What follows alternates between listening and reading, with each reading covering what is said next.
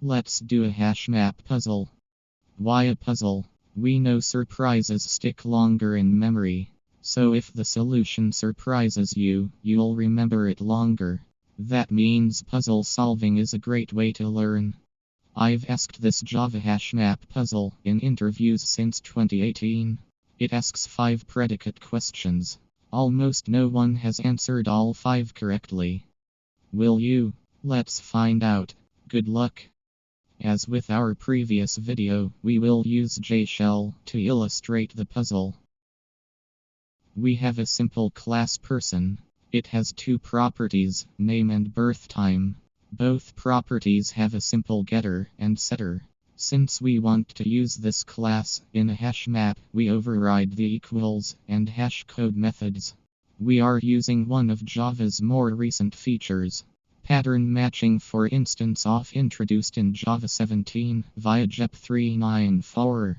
There are no bugs in the getters, setters, equals, or hash code methods. Let's briefly pause here to look at the class definition.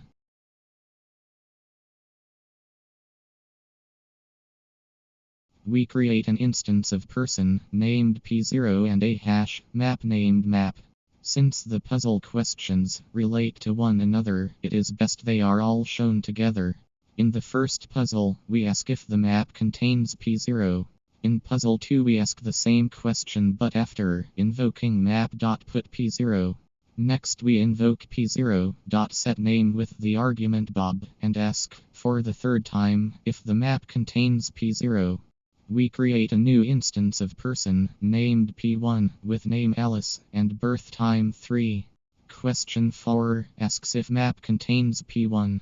For our final question, we create an instance of person named P2 with name Bob and birth time 3 and ask if map contains P2. Now that you've seen the problems, I urge you to pause this video.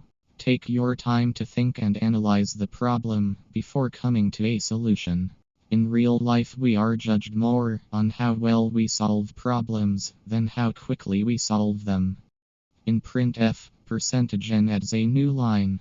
This printf statement will print the answers, one on each line. Now is a good time to pause the video and consider your answers. When I hit enter, we will know the answers. What have you guessed? And why? Will you get them all correct? Let's find out. In 5 seconds. We'll run through the answers now and explore them in more detail later. Question 1. Why is S1 false? Answer. The map is empty. Therefore it doesn't contain P0. Question 2. Why is S2 true? Answer. We inserted P0 into the map. Therefore the map contains P0.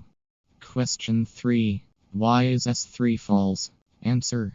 P0.setName Bob changed the instance's hash code, so the map doesn't know where to look for the instance. Question 4. Why is S4 false? Answer. Because although hashmap looks for P1 in the right place, P1 dot equals P0 is false. Question 5. Why is S5 false? Answer. Because hashmap looks for P2 in the wrong place. Now that we've seen the puzzle and the answers, let's get into the details. Let's draw a hash map and explore its internals. We'll use the editor Emacs. A hash map is fundamentally an array. Let's draw an array of length 11.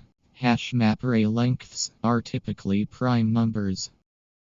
Each index of the array points to a list, and each list is empty. Here's how hashmap.put works.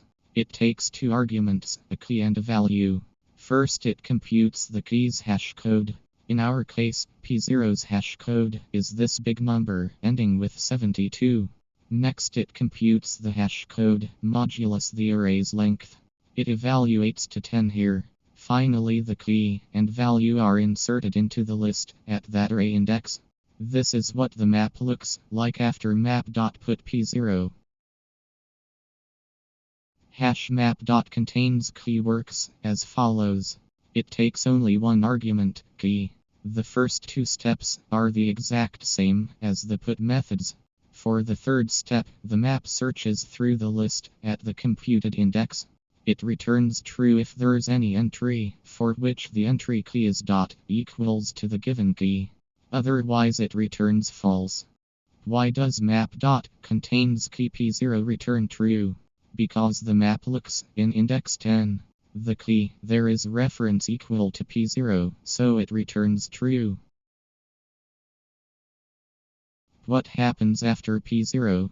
Set name Bob. Since p0 is also the instance in the map, the object changes. This is what the map looks like after set name Bob. Why does map dot contains key p0 return false? Let's follow the steps. First we calculate p0's hash code.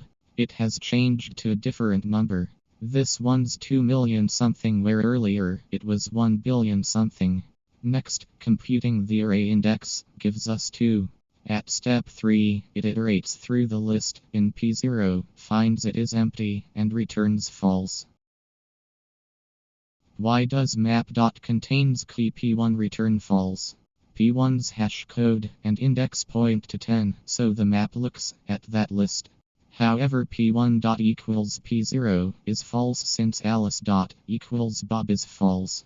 Map dot contains key p2 was false for the same reason as before.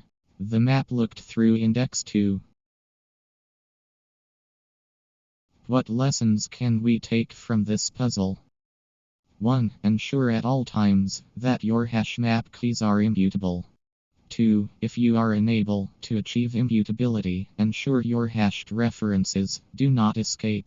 This means once a reference enters your map or set, only your map or set must have access to that reference. 3. How do we solve the problem? There are multiple answers. The best thing to do is to remove set name and set birth time. If you can't remove them, remove the mutable properties from your equals and hash code implementations. If you can't remove them from equals, remove them from hash code. In this puzzle, person's hash code would then become a method that only returns objects.hash, which always returns 1. The benefit to this approach is we have correct behavior with one downside. Your map will have the performance characteristics of a list. Slow correctness is often better than fast unpredictable incorrectness. But as with all engineering, you must choose the best trade-off given other constraints. This brings us to the end of our exploration of a hash map. I hope you enjoyed it as much as I enjoyed producing it. This video was typed out using the Robotinus program and voiced by Festival TTS. You can find their links in the description. They are both free software.